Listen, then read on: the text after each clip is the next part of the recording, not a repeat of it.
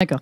Alors, autre question, pareil, c'est juste pour comprendre un peu le paysage. On a quand même les enfants qui sont très présents Brigitte Macron, qui se présente comme Brigitte Macron aujourd'hui.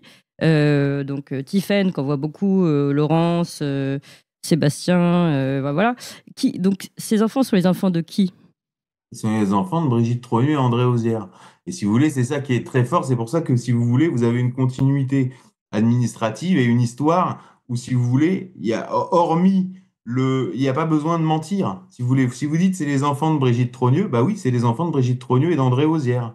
C'est tout simplement les neveux à l'état civil de Brigitte Macron. C'est tout.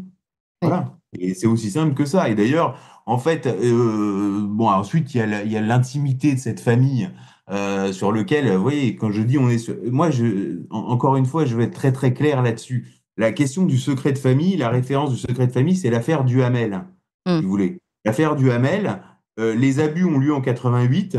Le frère parle à la sœur en 2008.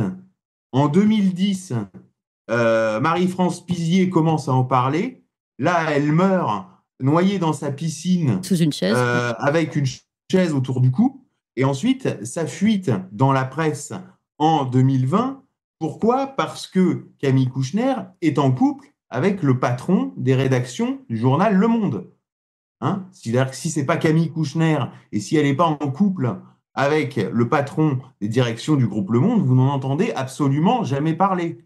Ouais. Voilà. Donc c'est ça le secret de famille. Donc voilà, moi je suis pas juge d'instruction. Encore une fois, je suis pas juge d'instruction. Je vais pas aller perquisitionner chez ces gens-là pour demander des photos. Emmanuel Anison est allé demander des photos d'André Auzière. On lui a dit, ah bah désolé, on les a toutes brûlées.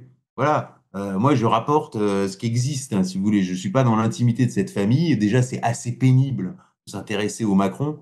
Hein, et un jour un type me dit, mais ça te passionne? Non, ça me passionne pas. C'est mon métier. C'est comme si tu vois un éboueur dans la rue et tu lui dis, puisque ça te passionne de ramasser la merde.